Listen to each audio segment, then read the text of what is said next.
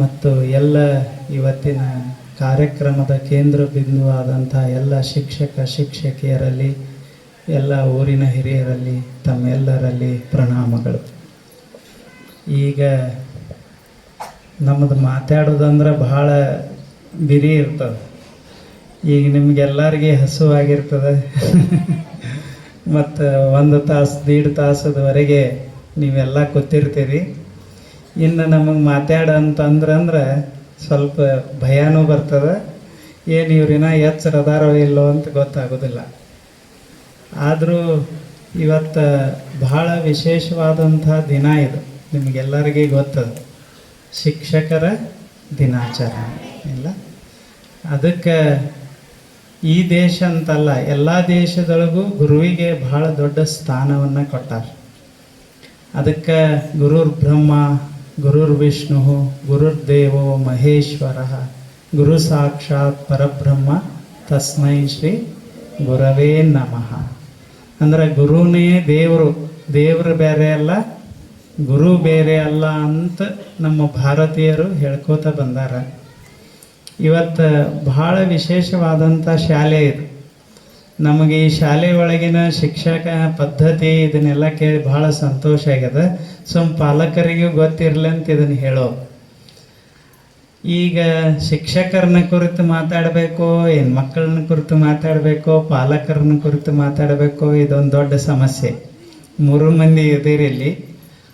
ಆದ್ರೆ ಒಂದು ಶಿಕ್ಷಣ ವ್ಯವಸ್ಥೆಯಲ್ಲಿ ನಿಮ್ಮ 3 ಮಂದಿ ಪಾತ್ರ ಇರ್ತದೆ. ಮಕ್ಕಳಲ್ಲಿ ಶಿಕ್ಷಣದ ಹಸಿವಿರಬೇಕಾಗ್ತದೆ, ಪಾಲಕರಲ್ಲಿ ಮಕ್ಕಳನ್ನು ಶಿಕ್ಷಣದ ಕಡೆ ಒಲವು ಬರಂಗೆ ಈ ಕಡೆ ಕಳಿಸ್ಬೇಕಾಗ್ತದೆ, ಮತ್ತು ಅವರು ವಿಶ್ವಾಸ ಇಡಬೇಕಾಗ್ತದೆ ಶಿಕ್ಷಕರ ಮೇಲೆ. ಶಿಕ್ಷಕರಾದವ್ರ ಪಾತ್ರ ಅಂತೂ ಭಾಳ ದೊಡ್ಡದಿರ್ತದೆ.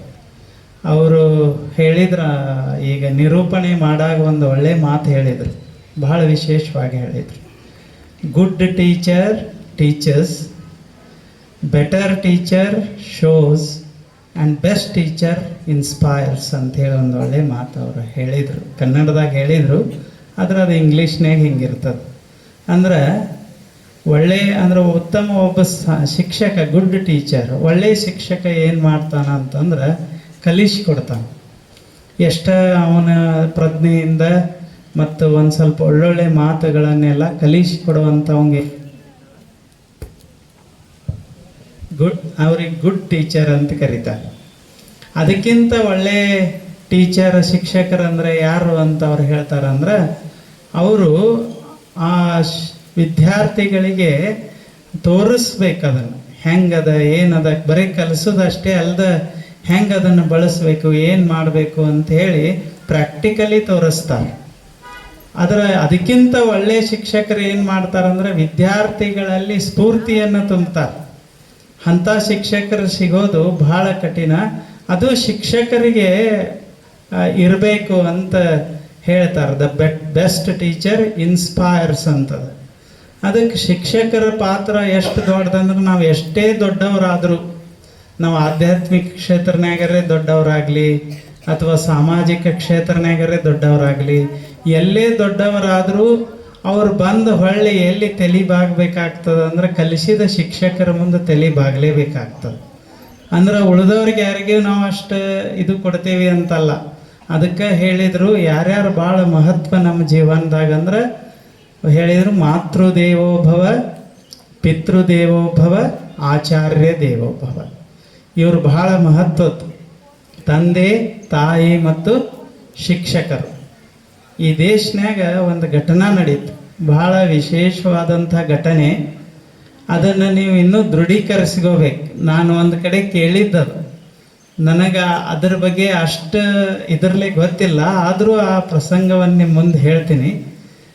ಅದು ಒಂದು ತಮಿಳ್ನಾಡಿನಾಗ, ಕೇರಳ ಅಥವಾ ತಮಿಳ್ನಾಡಿನಲ್ಲಿ ನಡೆದಂಥ ಒಂದು ಘಟನೆ ಇದು. ಅಲ್ಲಿ ಒಂದು ಊರಿತ್ತು, ಹಿಂದಿನ ಕಾಲದು, ಭಾಳ ಹಿಂದಿನ ಕಾಲ, ಏನೋ ಸ್ವತಂತ್ರ ಸಿಗೋದಕ್ಕಿಂತ ಮೊದಲಿನ ಘಟನೆ ಇದು. ಆವಾಗ ಆ ಊರೊಳಗೆ ಒಬ್ಬರು ಶಿಕ್ಷಕರಿದ್ರು.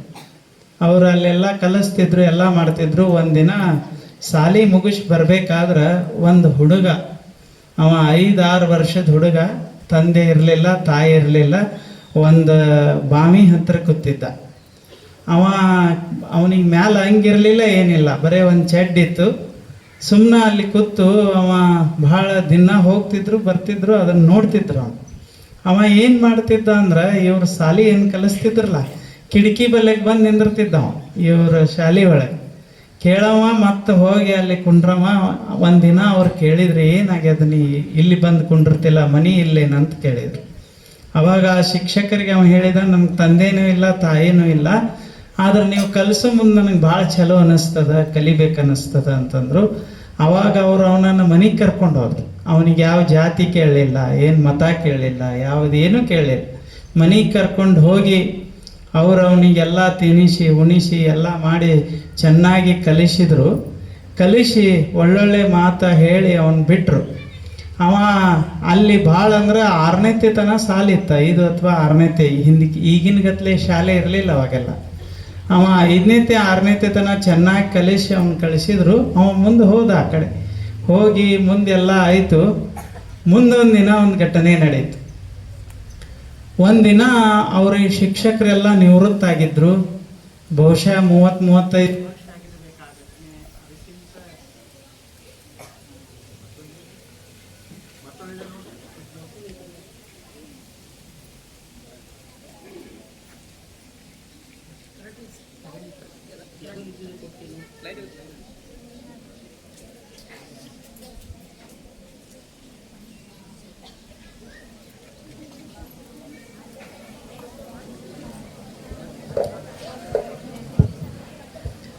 ಕರೆಂಟು ಜಲ್ದಿ ಮುಗಿಸ್ಬಿಡಂತ ಹೇಳಾಕತ್ತಾವ.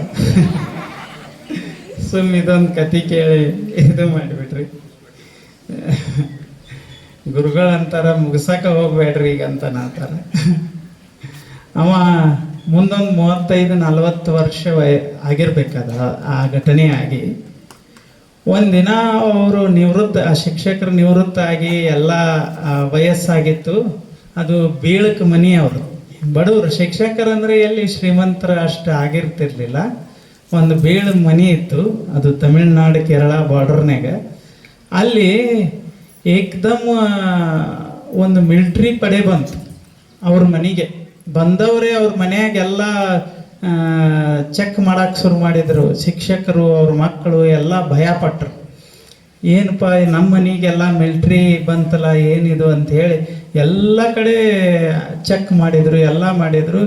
ಎಲ್ಲ ಮಾಡಿ ಅವ್ರು ಹೊರಗೆ ಬಂದು ನಿಂತರು. ಏನಾರೇ ಆಗ್ಯದ ಅಂಥೇಳಿ ಅವ್ರಿಗೆ ಭಯ ಶಿಕ್ಷಕರಿಗೆ.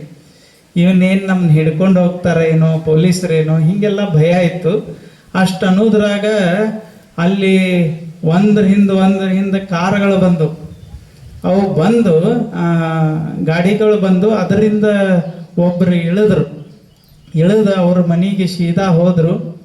ಅವ್ರ ಮನೆ ಬಾಗಿಲ ಮುಂದೆ ತಮ್ಮ ಶೂ ಏನು ಹಾಕ್ಕೊಂಡಿದ್ರು ಅದನ್ನು ಕಳೆದು ಹೋಗಿ ಆ ಶಿಕ್ಷಕರ ಬಲ್ಲೆಗೆ ಹೋಗಿ ಅವರಿಗೆ ನಮಸ್ಕಾರ ಮಾಡಿದರು, ಸಾಷ್ಟಾಂಗ ನಮಸ್ಕಾರ.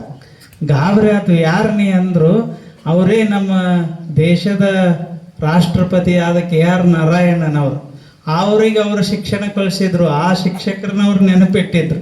ಹಿಂಗೊಬ್ಬ ರಾಷ್ಟ್ರಪತಿನ ತಲೆ ಬಾಗ್ತಾನ ಅಂದ್ರೆ ಶಿಕ್ಷಕರ ಇದು ಎಷ್ಟಿರಬೇಕು. ಇದು ಬಹಳ ಆಶ್ಚರ್ಯ ಐತಿ.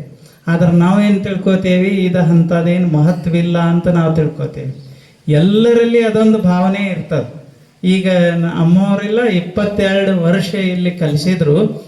ಆದ್ರೆ ಅವ್ರ ಕೈಯಾಗ ಕಲ್ತಂಥ ವಿದ್ಯಾರ್ಥಿಗಳ ಎಂಥ ಭಾವನೆ ಅವರು ಏನೇನಾಗ್ಯಾರೋ ಎಲ್ಲೆಲ್ಲದಾರೋ ಗೊತ್ತಿಲ್ಲ. ಅವ್ರ ಹೆಸರು ಹೇಳಲಾರ್ದ ಅವರ ಶಿಕ್ಷಕರ ಪ್ರತಿ ಎಂಥ ಸದ್ಭಾವನೆಯಿಂದ ಬಂಗಾರ ಕೊಟ್ಟರು ಅನ್ನೋದಕ್ಕಿಂತ ಅವ್ರ ಜೀವನವನ್ನೇ ಬಂಗಾರ ಮಾಡ್ಯಾರ ಅಂತ ಅದು ತೋರಿಸಿಕೊಡ್ತದೆ ಇಲ್ಲ. ಹಂಗೆ ಇದು ಬಹಳ ಆಶ್ಚರ್ಯಕರವಾದಂಥದ್ದು ಶಿಕ್ಷಣ ವೃತ್ತಿ.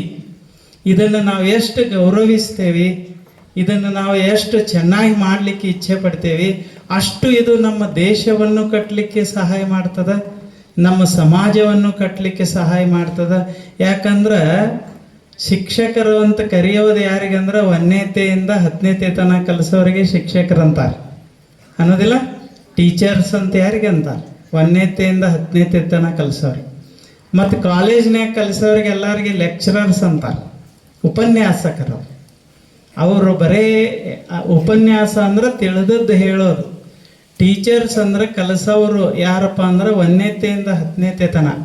ಈಗ ನಾವು ಮಕ್ಕಳಿಗೆ ಎಂಥ ಸಂಸ್ಕಾರ ಕೊಡ್ತೇವೆ ಅದು ಭಾಳ ಮಹತ್ವದ್ದು.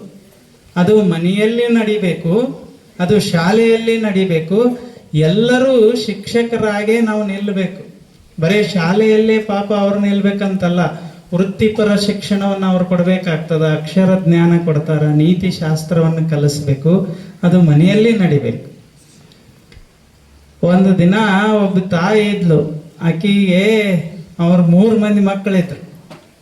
ಅವ್ರ ಮನೆ ಒಳಗೆ ಹಿತ್ತಲದಾಗ ಒಂದು ಮಾವಿನ ಗಿಡ ಆಗಿತ್ತು. ಆ ಮಾವಿನ ಗಿಡದಾಗ ಅದು ಮಾವಿನಕಾಯಿ ಸುಗ್ಗಿ ದಿನ ಭಾರಿ ಪಾಡಗಾಯಿ ಅಂದ್ರೆ ಗೊತ್ತಾಗ್ತದಲ್ಲ ನೀವು, ಹಣ್ಣು ಅದು ಭಾರಿ ರುಚಿ ಇರ್ತದೆ. ಅಂಥವು 2 ಮಾವಿನಕಾಯಿ ಬಿದ್ದು. ಆ ಹುಡುಗ ಅದನ್ನು ತಿನ್ಬೇಕಂತ ಹೇಳಿ ಭಾಳ ಸಂತೋಷದಿಂದ 2 ಮಾವಿನ ಹಣ್ಣು ತಗೊಂಡು ತಾಯಿ ಬಲ್ಲೆ ಕೂಡಿದ. ಭಾರಿ ಹಣ್ಣಾಗ್ಯಾವ, ಇದನ್ನು ತಗೋ ಅಂಥೇಳಿ ಹೋಳಿ ಕೊಡು ಅಂತಂದ. ಅದನ್ನು ತೊಳೆದು ತಾಯಿ ಒಂದು ತಟ್ಟೆ ಮೇಲೆ ತಟ್ಟೆ ಒಳಗೆ ಇಟ್ಕೊಂಡು ಎದುರಿಗೆ ಕುಂಡ್ರಿಸ್ಕೊಂಡ್ಲ ಆ ಮಗನ. ಅವನು ಸಣ್ಣ ಹುಡುಗ, 3 ಮಂದಿಯಾಗ ಅವನೇ ಸಣ್ಣವಿದ್ದ. ಮುಂದೆ ಕುಂಡ್ರಿಸ್ಕೊಂಡ್ಲು. ಅವಾಗ ಅದನ್ನು ಹೋಳಿದ್ಲು ಮಾವಿನಕಾಯಿ. ಹೋಳಿ ಅವ ಹುಡುಗ ಭಾಳ ಸಂತೋಷಿನ ಮಾವಿನಕಾಯಿ ತಿನ್ನಬೇಕು ಅಂತೇಳಿ ಆ ಮಾವಿನಕಾಯಿ ಹಿಂಗೆ ತಗೊಳಕ್ ಹೋದ. ನಿಂದ್ರಂದು ಯಾಕಂದ ಭಾಳ ಖುಷಿಲೇ ತಿನ್ಬೇಕಂತಿತ್ತು ಅವನಿಗೆ. ಅವಾಗ ಆ ತಾಯಿ ಹೇಳಿದ್ಲು ಅವಂಗ, ಇದನ್ನು ಒಯ್ದು ಮಗ್ಗಲ ಮನೆಯವ್ರಿಗೆ ಕೊಟ್ಟು ಬಾ ಅಂದ್ಲು. ಅವನು ತಿನ್ಬೇಕಂತ ಸಣ್ಣ ಹುಡುಗಗ ಇದನ್ನು ಒಯ್ದು ಮಗ್ಗಲ ಮನೆಯವ್ರಿಗೆ ಕೊಟ್ಟು ಬಾ ಅಂದ್ಲು. ಅವಾಗ ಅವ ಕೇಳಿದ, ನಮ್ಮ ಗಿಡದಾಗಿನ ಹಣ್ಣು ನನಗೆ ಹಸು ಆಗೈತಿ, ನಾ ಇದನ್ನ ಯಾಕೆ ಮಗ್ಗಲ ಮನೆಯವ್ರಿಗೆ ಕೊಡ್ಲಿ ಅಂದ. ಆಕೆ ಹೇಳಿದ್ಲು, ಇದು ನಮ್ಮ ಧರ್ಮ ಅಂತ ಹೇಳಿ, ನೀ ಮೊದಲು ಇದನ್ನು ಕಲಿ, ಒಯ್ದು ಮಗ್ಗಲ ಮನೆಯವ್ರಿಗೆ ಕೊಟ್ಟು ಬಾ ಅಂತ ಹೇಳಿ ಕೊಟ್ಲು. 2 ಹಣ್ಣು ಹೋಳು ಒಯ್ದು ಕೊಟ್ಟ. ಮತ್ತೆ ಬಂದು ಹಿಂಗೆ ತಿನ್ಬೇಕಂದಿದ್ದ. ಮತ್ತೆ 2 ಕೊಟ್ಲ ಅವಂಗ, ಈಚೆ ಕಡೆ ಮನೆಯಾಗ ಕೊಟ್ಟು ಬಾ ಅಂದ. ಹಿಂಗೆಲ್ಲ ಕೊಟ್ಟು ಬಂದ.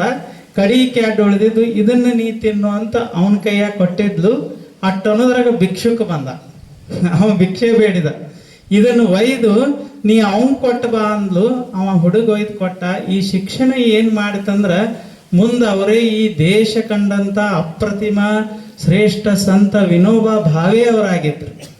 ಏನು ಮಾಡಿದ್ರು ಅಂದ್ರೆ ಅವರು ಈ ತಾಯಿ ಕಲಿಸಿದ ಶಿಕ್ಷಣದಿಂದ ಹೌ ದೇ ಇನ್ಸ್ಪೈರ್ಸ್ ಅಂದ್ರೆ the best teacher always inspires the students.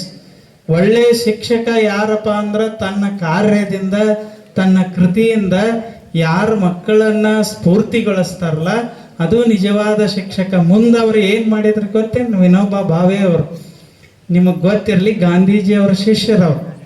ಅವರು ಇಡೀ ಭಾರತವನ್ನೆಲ್ಲ ಅಡ್ಡಾಡಿ ಭೂ ಯಜ್ಞ ಅಂತ ಮಾಡಿದರು. ಅಂದ್ರೆ ದೊಡ್ಡ ದೊಡ್ಡ ಶ್ರೀಮಂತರ ಕಡೆ ದಾನವಾಗಿ ಭೂಮಿಯನ್ನು ಪಡೆದು ಲಕ್ಷ ಭೂಮಿಯನ್ನು ಪಡೆದು ಇಡೀ ಭಾರತ ದೇಶದ ಬಡವರಿಗೆಲ್ಲ ಹಂಚಿದರು.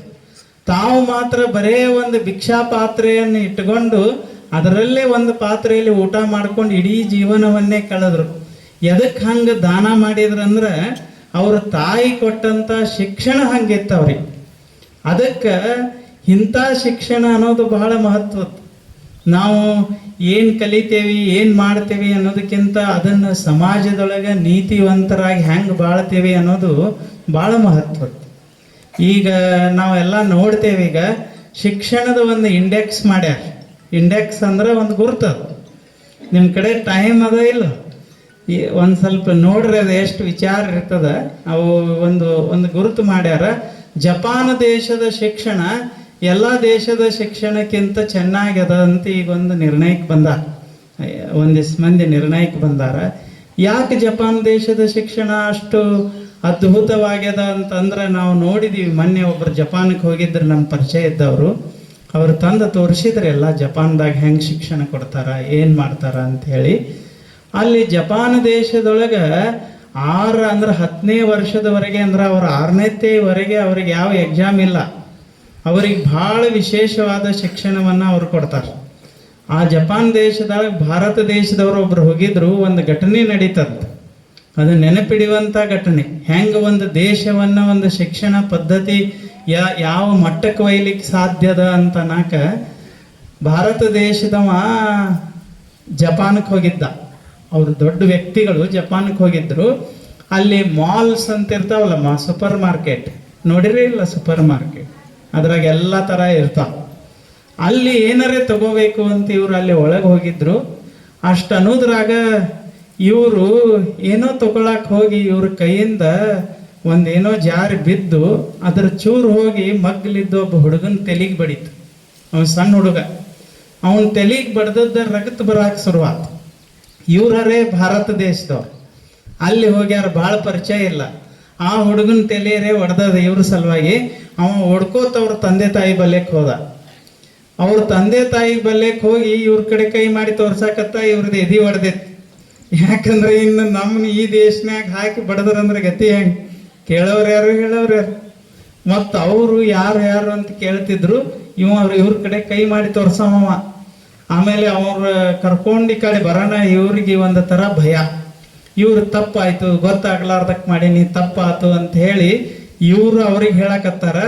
ಅವ್ರು ಏನು ಹೇಳಿದ್ರಂದ್ರೆ, ನೀವು ಚಿಂತೆ ಮಾಡಬೇಡ್ರಿ, ಇದೇನು ಆಗಿದ್ದೇನು ಆಕಸ್ಮಿಕವಾಗಿ ಆಗ್ಯದ, ನೀವು ಏನು ತಗೋಬೇಕಾಗ್ಯದ ಹೇಳ್ರಿ ಅಂತ ಹೇಳಿ ಒಂದೆರಡು ಪಾಕೆಟ್ ಅವರೇ ಕೊಡಿಸಿ ಅವ್ರಿಗೆ ಕೊಟ್ರು. ಅಂದ್ರೆ ಇವ್ರಿಗೆ ಆಶ್ಚರ್ಯ ಆದ್ರು. ನಮ್ಮ ಊರಾಗ ಬರೀ ಕಾಲು ತೊಳೆದ್ರೆ ಜಗಳ ಆಡ್ತಾರ, ನೀವೇನ್ರಿ ಹಿಂಗೆ ಬಡಿದ್ರೆ ಇಷ್ಟ ಆಗಿತ್ಲಾ ಅಂತೆ, ಇಷ್ಟ ದಯೆ ತೋರಿಸ್ತಿರ್ಲ ಅಂತ ಹೇಳಿ ಕೇಳಿದ್ರು. ಅವಾಗ ಅವ್ರು ಹೇಳಿದ್ರು, ನೀವು ಎಂದಾದರೂ ಬೇರೆ ದೇಶಕ್ಕೆ ಹೋದ್ರೆ ಹೇಳ್ರಿ, ಜಪಾನ್ ದೇಶದ ಜನ ಇಷ್ಟು ದಯಾವಂತರದಾರ ಅಂತ ಹೇಳ್ರಿ ಅಂತ ಹೇಳಿ ಕಳಿಸಿದ್ರು. ಅಂದ್ರೆ ನಮ್ಮ ದೇಶ, ನಮ್ಮ ಸಮಾಜ, ನಮ್ಮ ಸಂಸ್ಥೆ ಇದೆಲ್ಲ ಎಷ್ಟು ಶ್ರೇಷ್ಠ ಆಗ್ಯದ ಅಂತ ತೋರಿಸ್ಕೊಡುವಂಥ ಶಿಕ್ಷಣ ಆ ಮಕ್ಕಳಿಗೆ ಕೊಟ್ಟಿದ್ರು. ಅವಾಗ ಅವ್ರು ಕೇಳಿದ್ರು, ನೀವು ಹಿಂಗೆಲ್ಲ ಯಾಕೆ ಮಾಡಿದಿರಿ ಅಂತ ಕೇಳಿದ್ರು. ಅವ್ರು ಹೇಳ್ತಾರ, ನಮಗೆ 10 ವರ್ಷದ ತನಕ ಬರೀ ಇದನ್ನ ಕಲಿಸ್ತಾರೆ ಶಾಲ್ಯಾಗ. ಅಂದ್ರೆ ಅವ್ರು ಏನಂದ್ರೆ ಹೆಂಗೆ ಯಾರು ಏನ ಮಾಡಿದ್ರು ಅವ್ರ ಜೊತೆಗೆ ಹೆಂಗೆ ವರ್ತಿಸ್ಬೇಕು, ನಾವು ಎಷ್ಟು ಮಟ್ಟಿಗೆ ಸಿಟ್ಟಿಗೆ ಬರಬೇಕು, ಯಾವುದು ಮಹತ್ವ, ನಮ್ಮ ದೇಶ ಎಷ್ಟು ನಮಗೆ ಮಹತ್ವ, ನಾವು ಯಾವುದಕ್ಕೆ ಮಹತ್ವ ಕೊಡಬೇಕು, ಇದನ್ನೆಲ್ಲ ಅವ್ರು ಕಲಿಸ್ತಾರೆ. ಈಗ ನಮ್ಮ ಅಲ್ಲಿ ಏನು ಮಾಡ್ತಾರಂದ್ರೆ, ಹುಡುಗರನ್ನ ಶಾಲ್ಯಾಗ ಬರ್ತಾರಲ್ಲ ಹುಡುಗರು, ಮಧ್ಯಾಹ್ನ ಊಟನೂ ಎಲ್ಲರೂ ಕೂಡಿ ಮಾಡ್ತಾರೆ, ಒಟ್ಟು ಹುಡುಗರು ಕೂಡಿ ಅದನ್ನೆಲ್ಲ ಹುಡುಗರ ಸ್ವಚ್ಛ ಮಾಡ್ತಾರ. ಅಲ್ಲಿ ಟಾಯ್ಲೆಟ್ ಬಾತ್ರೂಮ್ ಹಿಡ್ಕೊಂಡು ಎಲ್ಲ ಸ್ವಚ್ಛ ಮಾಡೋರು ಶಿಕ್ಷಕರು ಮತ್ತು ಹುಡುಗರು ಕೂಡೇನ ಸ್ವಚ್ಛ ತೊಳಿತಾರ.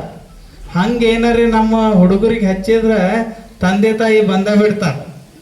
ಬಂದು ಹೆಂಗೆ ಹಚ್ಚಿದ್ರಿ ಕೆಲಸಕ್ಕೆ ಮಟ್ಟಕ್ಕೆ ಬಂದಾರ. ಮುಂದೆ ಅವ ಹುಡುಗ ದೊಡ್ಡವ ಆದ್ಮೇಲೆ ಇವ್ರ ಕೆಲಸ ಹೇಳಿದ್ರು ಅವ ಕೇಳ್ತಾನೆ, ಮನ್ಯಾಗ ಏನು ಕೇಳವಲ್ಲಾಗೇನ್ರಿ ಕೆಲಸ ಅಂತ ನಾವು ಅಂತೇವಿ. ಶಾಲ್ಯಾಗ ಕೆಲಸ ಹಚ್ಚಿದ್ರೆ ಅವ್ರಿಗೆ ಯಾಕೆ ಹಚ್ತೀರಿ ಅಂತ ನೀವು ಅವ್ರಿಗೆ ಬೈದ್ರೆ ಮುಂದೆ ಮಕ್ಕಳು ದೊಡ್ಡವರಾದ್ಮೇಲೆ ಅವ್ರು ಕೆಲಸ ಮಾಡೋದಿಲ್ಲ. ಅದಕ್ಕೆ ಶಿಕ್ಷಣದಲ್ಲಿ ಏನು ಶಾಲೆಯಲ್ಲಿ ಇದು ಬಹಳ ಮಹತ್ವದ್ದು.